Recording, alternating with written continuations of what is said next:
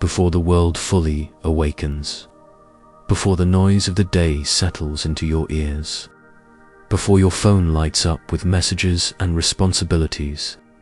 There is a moment sacred, still, and powerful, a moment that belongs to God. What you do with the first breath of your morning sets the tone for the hours that follow, and, in that sacred beginning, you are invited to choose. Will you step into the day led by your own strength, or will you surrender it to the one who holds time, breath, and purpose in his hands?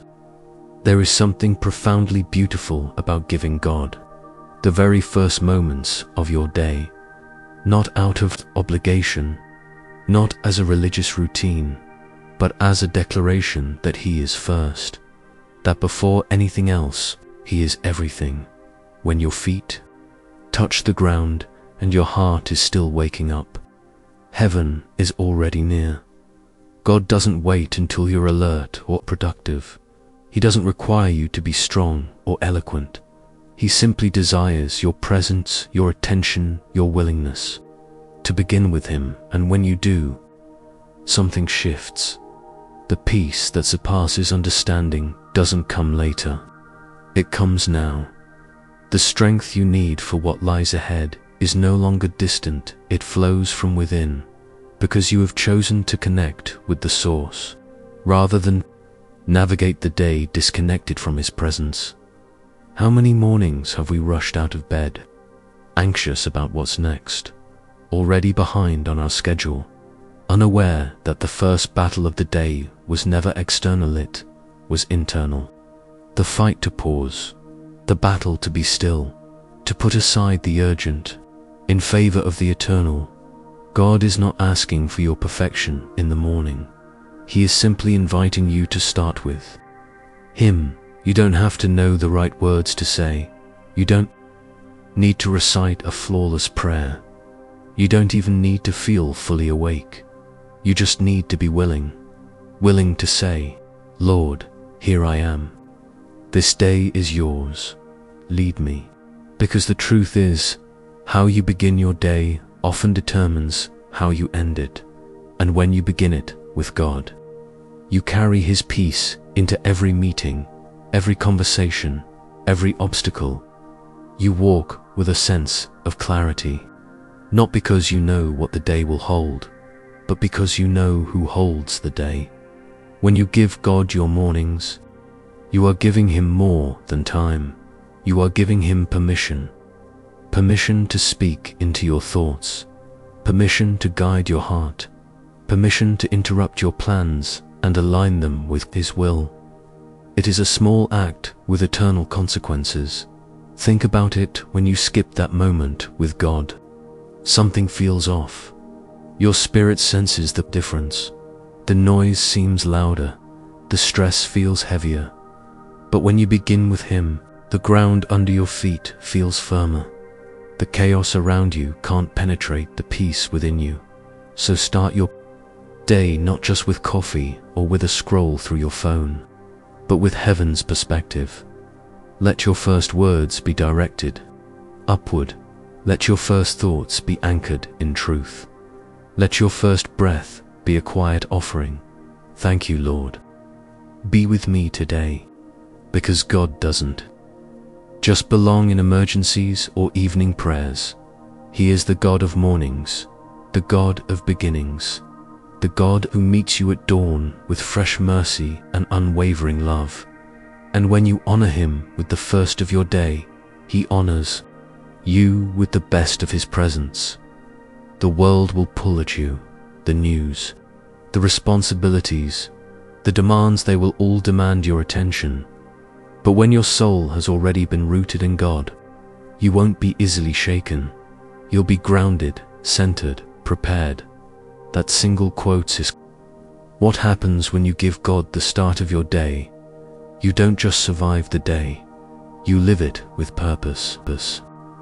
Sometimes, the greatest battles you'll face in a day begin before you've even left your room. Not with people, not with problems, but with your own thoughts, the silent ones, the ones that creep in before the sun rises, What if today is too much for you? What if things don't get better? What if you're not strong enough for what's ahead? And yet, in that vulnerable moment, God whispers truth that drowns out the noise. I am with you. I go before you. You are not alone. Giving God the beginning of your day isn't about performance. It's about posture. A heart posture that says, Lord, I need you more than anything else today. I choose you first. That posture changes everything. When you rise and offer your day to the Lord, you're not just inviting Him into your schedule. You're stepping into alignment with heaven. You're opening your soul to receive what the world cannot give: grace for your weakness, clarity for your confusion, courage for your fear. It's easy to underestimate the impact of a single quiet moment with God. But if you knew what heaven was doing during those moments, you would never skip them again. While you pray, angels are being dispatched. While you surrender, peace is being poured out. While you seek His face, your future is being shaped by His hand. The enemy knows this. That's why he will do everything to distract you in the morning. He knows that a believer who starts their day with God is a threat to darkness. Distraction is subtle. It may come in the form of urgent emails, to-do lists, children needing your attention, or in the form of weariness, a tired body, a restless mind, the weight of yesterday still lingering. But even if all you can offer God is a few quiet minutes, offer it wholeheartedly. Even if your prayer is whispered through yawns, He hears it. Even if your eyes are still heavy with sleep, He sees your heart. That simple act, giving God your first, becomes a seed that grows into patience when the day tests your limits, a seed that blooms into joy when the world around you is heavy, a seed that anchors your soul when storms come unexpectedly.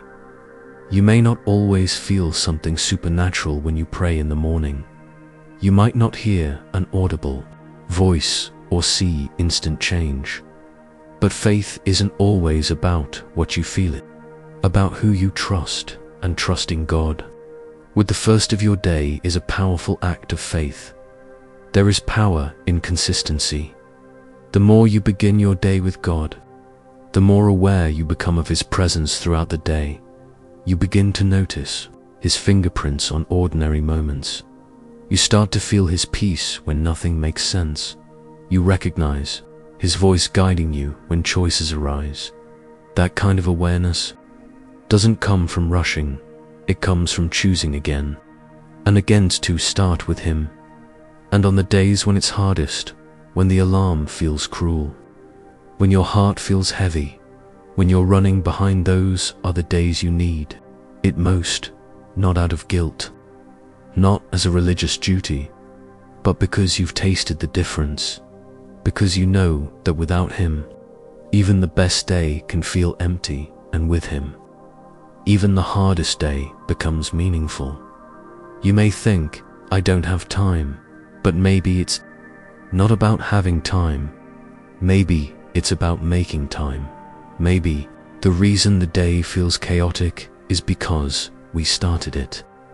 Without our shepherd, Jesus often rose while it was still dark to pray, not because He needed to prove anything, but because even He, the Son of God, chose to begin with the Father. If He did, how much more do we? Giving God your morning doesn't require a perfect routine or a quiet house. It simply requires desire, a desire to honor Him, to connect, to place your trust in Him. Before the weight of the day begins pressing in, there's beauty in that beginning. There's safety, there's strength. You don't walk into your day unarmed. You walk in clothed in prayer, covered in grace, strengthened by His Spirit, guided by His word, and suddenly, the impossible seems possible. The overwhelming becomes manageable. The unknown doesn't feel so threatening because you've already handed it over to the one who sees the end from the beginning. So don't wait for a crisis to run to God. Start your day with Him when things are calm, when your heart is still tender, when your spirit is most open. Let that be your daily rhythm, your morning offering, not to earn favor, but to live in fellowship, not to get answers, but to rest in His presence, not to be seen, but to see Him more clearly. There will always be something calling for your attention.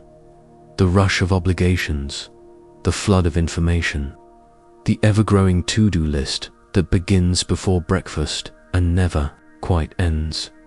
But in the quiet moments when the world hasn't yet made its demands, your soul craves something more than productivity.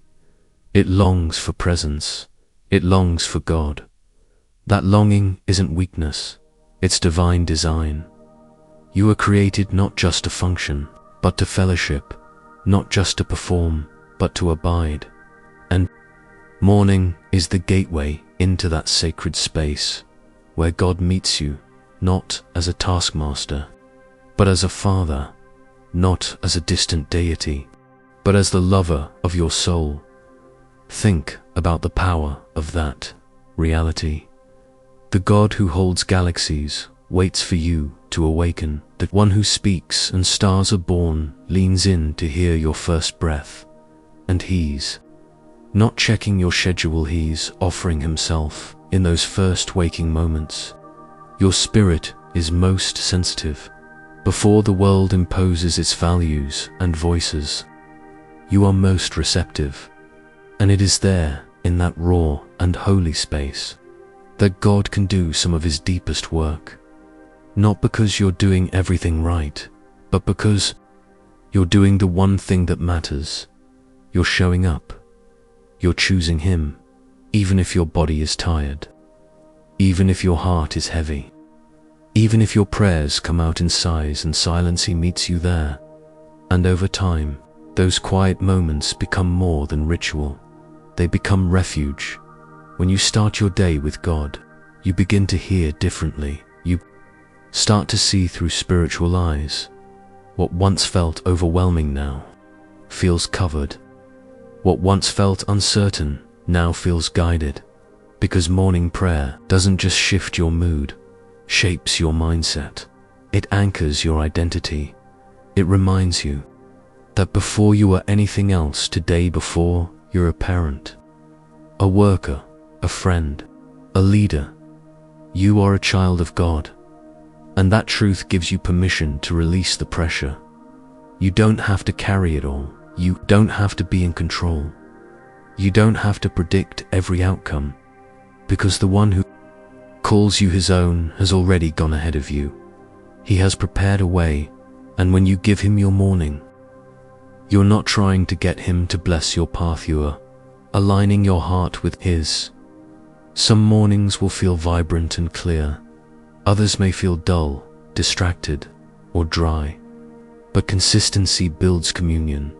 Not every moment will feel profound, but each one plants something eternal. The habit of seeking God early trains your spirit to lean on Him instinctively. It becomes less of a discipline and more of a desire, less of an effort and more of a joy.